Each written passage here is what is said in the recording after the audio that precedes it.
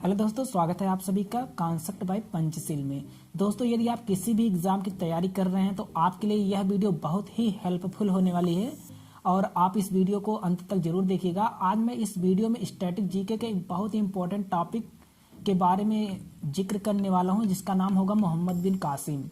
दोस्तों, कैसे मुगल हमारे देश में आए, कौन सबसे पहले आक्रमण किया, इन सब के बारे में डिटेल से कहानियों के माध्यम से समझूंगा, जिससे आपको समझने में बहुत ही आसानी हो।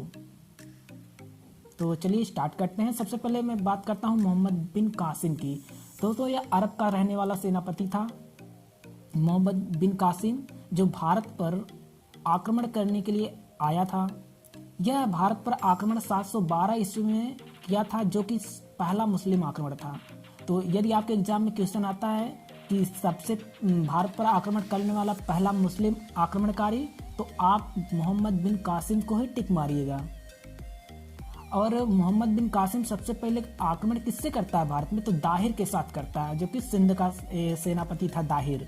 तो दाहिर के साथ वो आक्रमण करता है। आक्रमण किस लिए करता है मैं आपको एक कहानी के माध्यम से बताऊंगा, जो कि अदर किताबों में लिखा रहता है।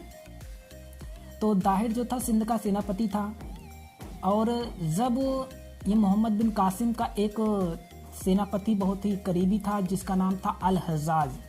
तो अल हज्जाज जब भी कोई सामान वगैरह मंगवाता था, तो सिंध के जो इलाके पड़ते थे, समुद्री इलाके जो पड़ते थे, तो वहां से उसके सामान जो है उसके द्वारा दाहिर से कहा जाता कि आपके इलाके में हमारे सामान को छीन लिया जाता है, चोरी कर ली जाती है।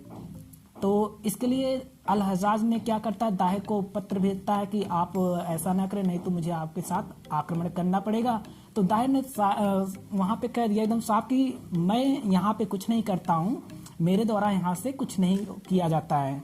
तो फिर क्या करता है, अल हज्जाज ने मोहम्मद बिन कासिम को 712 ईस्वी में भेजता है सिंध पर आक्रमण करने के लिए दाहिर के विरुद्ध, जिसमें क्या होता है कि बहुत ही आक्रमण होता है। तो मोहम्मद बिन कासिम बहुत ही गुस्सैल टाइप का आदमी था। वह हिंदू और मुस्लिम में फर्क नहीं पड़ता था, सबको मारकाट में बहुत ज़्यादा तेज था। इसलिए अल हज्जाज के द्वारा मोहम्मद बिन कासिम को दाहिर के साथ आक्रमण करने के लिए भेज दिया जाता है, जिसके उपरांत मोहम्मद बिन कासिम ने दाहिर को मार देता है और सिंध पर क्या कर लेता है, अपना अधिकार कर लेता है।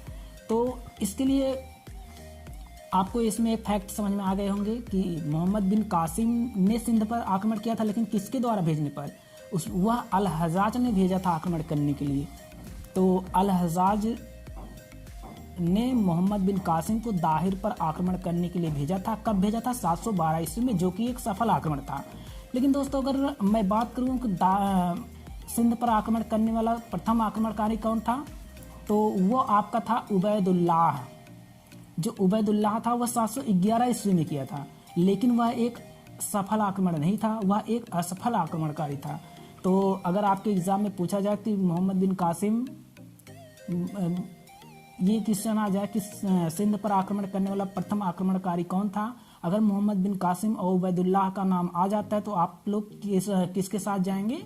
मोहम्मद बिन कासिम के साथ जाएंगे, क्योंकि वह एक सफल आक्रमणकारी था। और हाँ, अगर असफल आक्रमणकारी के बारे में पूछता है तो आप लोग उबैदुल्लाह के साथ जाएंगे, जो कि 711 ईस्वी में किया था। ठीक है, तो आगे मैं आपको बताता हूं इसके बारे में। और तत्पश्चात मोहम्मद बिन कासिम के द्वारा एक कर को लागू किया जाता है, जिसका नाम होता है जजिया कर। आप लोगों ने सुना होगा। तो जजिया कर को लागू करने वाला कौन था? मोहम्मद बिन कासिम था। अब भाई, मोहम्मद बिन कासिम जजिया कर को लागू किया, लेकिन वह गैर मुसलमानों पर लागू नहीं होता था। वह मुसलमानों पर लागू नहीं होता था, वह जजिया कर गैर मुसलमानों पर लागू होता था। इसका मतलब जजिया कर जो है वह हिंदुओं पर लागू होता था। मोहम्मद बिन कासिम कहता था कि ये आपके एक तरह के सुरक्षा के लिए एक कर है, जो कि आप लोग हमको देंगे, इससे आपको हम सुरक्षा प्रोवाइड करेंगे। तो जजिया कर जो था वह गैर मुसलमानों के सिक्योरिटी के लिए एक प्रकार का कर था। अब बात करें मुसलमानों के लिए भी तो कर था।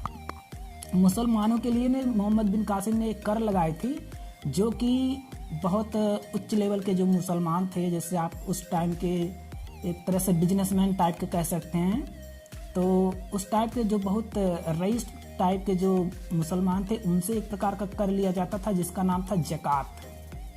तो जकात जो था वह मुसलमानों पर लगाया गया एक प्रकार का करता, और उससे कर लिया जाता था यह कर करके आप अपने कमाई का कुछ हिस्सा हमको कर के रूप में देंगे, जिससे हम इस पैसे से जो गरीब लोग हैं उनकी मदद कर सकें। तो मोहम्मद बिन कासिम के द्वारा 2 कर लगाया गया था। पहला था जजिया जो कि गैर मुसलमानों पर लागू हुआ था, और दूसरा था जकात जो कि मुसलमानों पर लागू हुआ था।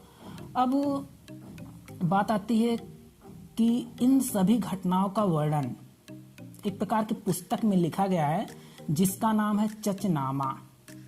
यानी मोहम्मद बिन कासिम के जितने भी अब हमने आपको बताया है, वो चाहे दाहिर पर आक्रमण हो गया या जजिया कर और जकात कर हो गया, तो इन सब का वर्णन चचनामा में मिलता है, जिसका वर्णन है जो लिखा गया है अली अहमद के द्वारा लिखा गया था। जो चचनामा पुस्तक लिखी गई है वह अरबी में लिखी गई है और अली अहमद के द्वारा लिखी गई है, जिसमें किसका वर्णन मिलता है? जजिया कर का वर्णन मिलता है, जकात का वर्णन मिलता है, और मोहम्मद बिन कासिम और दाहिर के बारे में भी इसमें वर्णन मिलता है। तो हमने यहाँ से आप सबको इतने सारे फैक्ट बताए हैं, उम्मीद करता हूँ आपको समझ में आए होंगे। और इन सब से रिलेटेड यानी मोहम्मद बिन कासिम से रिलेटेड जितने भी फैक्ट थे मैंने आपको बता दिया। और अगर आपको अच्छा लगा हो तो वीडियो को लाइक शेयर सब्सक्राइब जरूर करिएगा, और मिलते हैं अगले वीडियो में नए टॉपिक के साथ। धन्यवाद।